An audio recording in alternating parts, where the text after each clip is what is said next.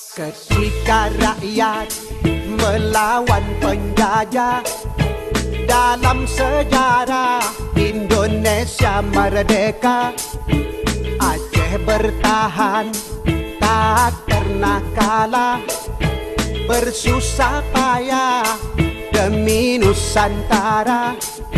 Soekarno-Hatta ke Aceh datang, mohon bantuan untuk bangun negara. Rakyat menyumbang 2 kapal terbang, cikal bakalnya PT Garuda. Kala agresi Belanda kedua, Soekarno-Hatta ditawan Belanda.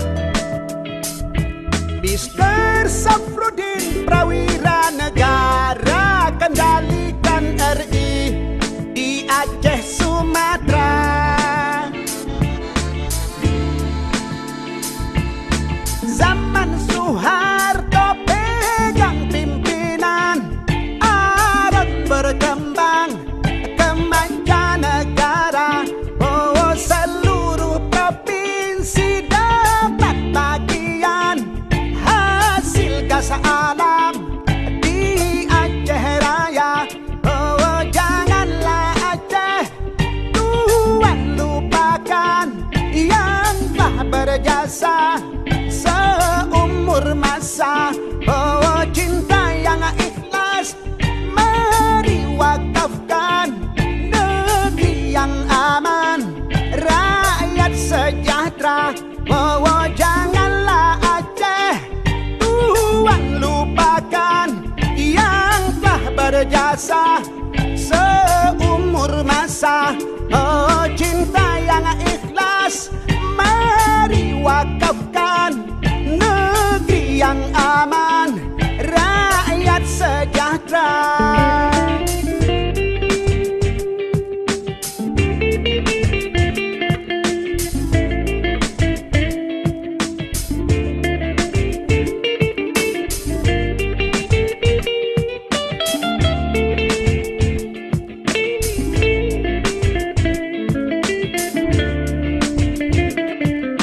Kala agresi Belanda kedua, Soekarno-Hatta ditawan Belanda. Mr. Safruddin Prawira Negara kendalikan RI di Aceh Sumatera. Zaman Soeharto pegang pimpinan, Aron berkembang ke mancanegara. Oh, seluruh provinsi dapat bagian hasil gas alam di Aceh Raya. Oh, janganlah Aceh tuan lupakan yang telah berjasa seumur masa. Oh, cinta yang ikhlas mari wakafkan negeri yang aman, rakyat sejahtera. Oh, janganlah Aceh tuan lupakan yang telah berjasa seumur masa.